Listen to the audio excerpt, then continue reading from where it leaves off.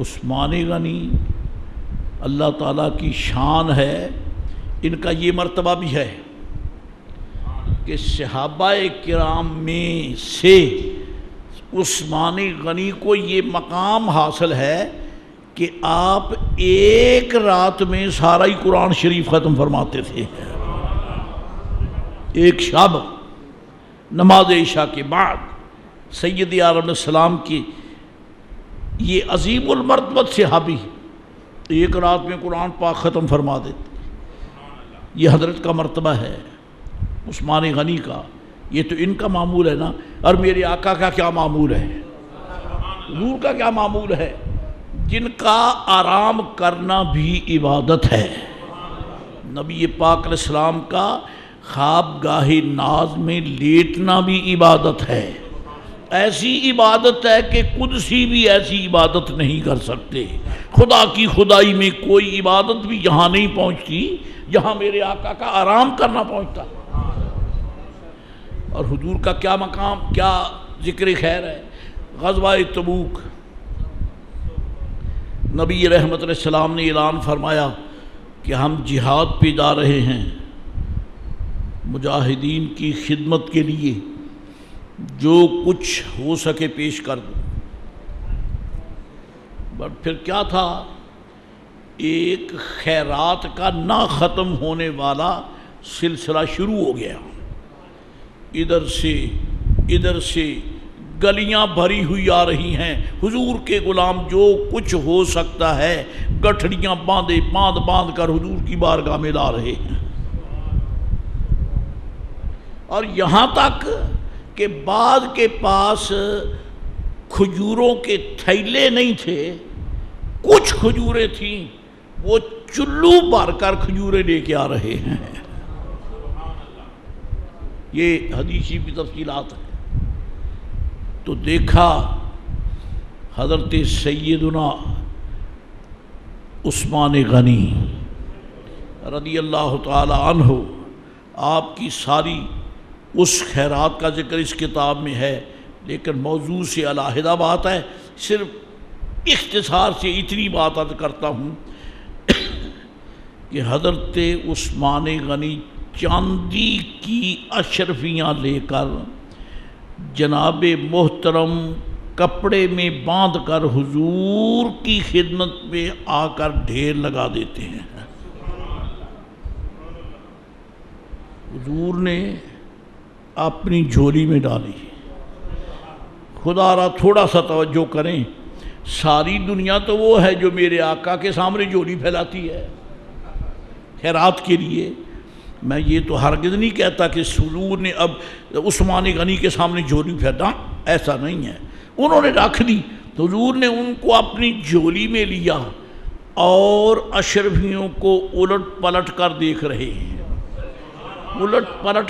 رہے ہیں، جن کی نظر میں ساری کائنات کے سونے چاندی کی کوئی حقیقت نہیں ہے، ہاں جی، جن کے منگتے یہ کہتے ہیں امام شارانی علیہ الرحمہ لطائف المنن شریف میں کہ رب نے مجھے اس قدر غنی آنکھ عطا کی ہے، اس قدر بے نیاز دل عطا کیا ہے، خدا کی قسم ہے گلی میں پڑا ہوا اینٹ کا روڑا، پتھر کا ٹکڑا اور سونے کا ٹکڑا میرے نزدیک برابر ہے۔ کہنا آسان ہے، تھوڑی سی توجہ چاہیے۔ وہ لوگ جو ٹکے سیر بکتے ہیں ان کو پوچھئے کہ پیسے اور سونے اور چاندی کی کیا کیفیت ہے، لیکن حضرت عثمان شیخ امام شارانی علیہ الرحمہ فرماتے ہیں میرے نزدیک گلی کے خسوں کا شاخ اور سونے چاندی میں کوئی فرق ہے ہی نہیں۔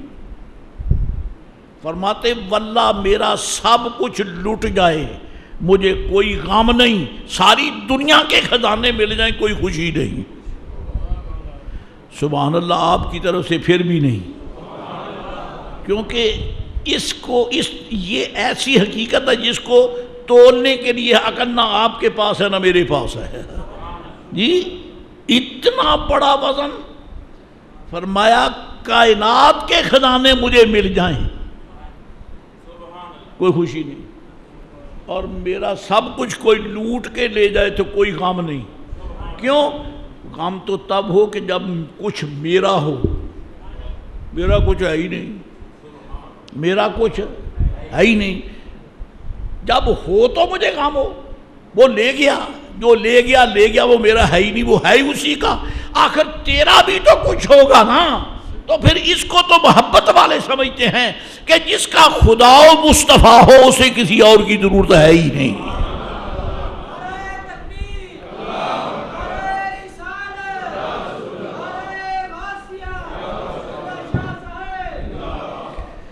جس کا خدا و مصطفیٰ ہو اسے کسی شے کی ضرورت.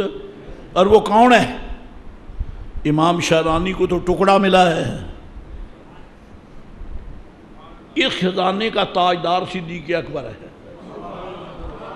اس خزانے کا مالک ابو بکر صدیق ہے کہ جب سید عالم نبی عظیم کریم رحیم حلیم غفیر علیم بصیر پوچھتے ہیں ابو بکر ماذا ابقیت لأہلک، گھر میں کیا چھوڑایا ہے؟ گھر میں کیا چھوڑایا ہے؟ اس کو بیان کرنا میرا ایمان ہے. میرے ایمان کو تازگی ملتی ہے. بے شک آپ نے بارہا سنا ہے، ایک بار پھر سن لیں. ماذا ابقیت لک، یہ پوچھنے کی کیا ضرورت ہے؟ سرکار ان کی زبان سے انہیں سنانا چاہتے ہیں، ان کی زبان سے ہمیں سنانا چاہتے ہیں. ان کی زبان سے ہمیں نہیں. نبی پاک علیہ السلام نے یہ پوچھ کر کہ گھر کے لیے کیا چھوڑ کر آیا ہے. میرے آقا نے ابو بکر کی یہ آواز غوث پاک کو سنائی ہے. یہ آواز میرے مصطفیٰ علیہ السلام نے حضرت جناب خواجہ خواجگان والی ہندوستان حضرت خواجہ اجمیر کو، داتا اجمیری کو، اور خواجہ سرہند شیخ مجدد الفسانی کو، حضرت بہاؤالدین نقشبند کو، حضرت شہاب الدین سہروردی کو، بڑے بڑے علماء صلحاء کو سنا دی. دیکھو رسول اللہ کا غلام کیا بیان کرتا ہے. ماذا ابقیت لہم، اب لأہلک کا گھر والوں کے لیے کیا چھوڑا ہے؟ گھر والوں کے لیے. اگر گھر والوں کے لیے کچھ چھوڑنے کا فکر ہے تو پھر آپ نے حکم کیوں فرمایا کہ لے آؤ؟ یہ کیوں فرمایا؟ حضرات گرامی قسم بخدا حضور بتانا یہ چاہتے ہیں کہ رزق باقی ہی وہ ہے جو آپ لوگوں نے اللہ تعالیٰ اور اس کے رسول کی راہ میں خرچ کر دیا ہے. اصل ہے ہی رزق وہ رزق نہیں جو آپ نے جوڑ کے رکھا ہے. مولوی صاحب یہ کوئی بات ہے کرنے کی؟ کیسی اوپری بات؟ نہ اوپری نہیں ہے بھائی، میری سمجھ میں نہ یہ دوسری بات ہے. بات اوپری نہیں ہے، بات کھری ہے. پھر سنیں جو کچھ آپ نے اللہ تعالیٰ اور اس کے رسول کی راہ میں خرچ کر دیا رزق وہی ہے آپ کے لیے، اور جو کچھ گھر میں چھوڑا ہے وہ تمہارا ہے ہی نہیں. وہ ہمارا ہے ہی نہیں. اس کے لیے تو ترازو لگے گی. چنانچہ حضور علیہ السلام نے فرمایا کہ لا یزال قدم عبد حتی یسأل عن اربع، قیامت کے دن اللہ کا بندہ جب میدان قیامت میں کھڑا ہوگا دونوں قدموں سے ہل نہیں سکتا جب تک کہ وہ اللہ کریم کو 4 چیزوں کا حساب نہ دے لے. 4 چیزوں کا حساب دینا پڑے گا. عن امورہ، اپنی عمر کا حساب دینا ہوگا. فی ما افناہ، رب پوچھے گا تو نے اپنی عمر کو کس مصروفیت میں گزارا ہے، کس مصروفیت میں. اچھا چلیے مجھے ایک سبق پڑھا دیں، اللہ آپ کا بھلا کرے. میں آپ کو قیامت تک دعائیں دوں گا جب تک میری زندگی ہے. یہ مجھے سبق پڑھا دیں، یہ مجھے بتا دیں.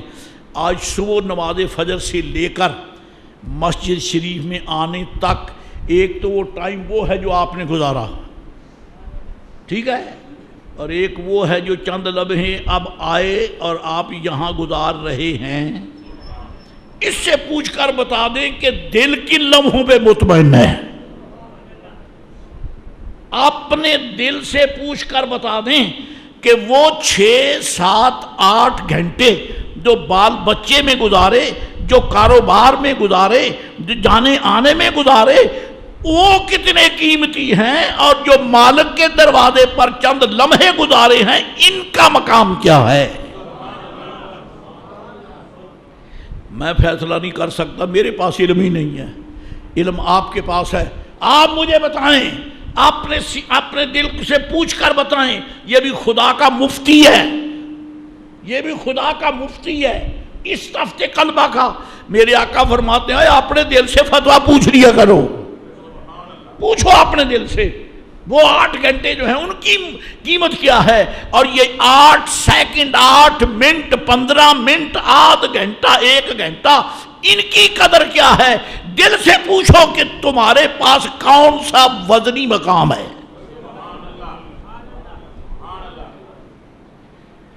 مجھے تو یہی پڑھایا ہے میرے اکابر نے، زندگی وہ ہے جو مالک کے دروازے پر گزر جائے، زندگی وہ ہے۔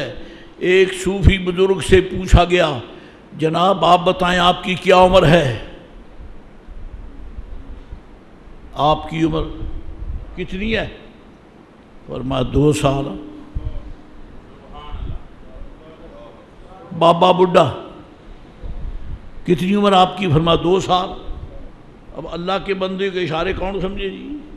کہتا حضور یہ میں کیا کہہ سکتا ہوں، 2 سال بادشاہ 2 سال۔ فرمایا قسم با خدا میں 2 سال میری زندگی ہے۔ حضرت جی وہ 2 سال کیسے؟ آپ تو 80 سال کے بزرگوار ہیں۔ فرمایا تجھے معلوم نہیں ہے، 2 سال سے مجھے میرے مرشد نے مجھ سے توبہ کرائی ہے، یہی میری زندگی ہے، باقی زندگی ہے ہی نہیں۔ میرے مرشد پاک نے جس دن مجھے توبہ کرائی ہے میں اس دن پیدا ہوا ہوں، باقی تو میری زندگی فضول ہے۔ اگر مر جاتا تو پکڑا جاتا۔ اب مجھے یہ فکر ہے کہ ان کو اللہ معاف کر دے، اور یہ جو 2 سال ہے مثلاً یہ میری نجات کا ذریعہ ہے، کیونکہ مرشد پاک نے توبہ کرائی، مجھے ٹرننگ مل گئی، جس راستے پہ میں جا رہا تھا وہ غلط تھا، میرے پیر و مرشد نے میرا رخ بدل کر خدا و مصطفیٰ کی طرف کر دیا۔ بڑا عظیم ہے۔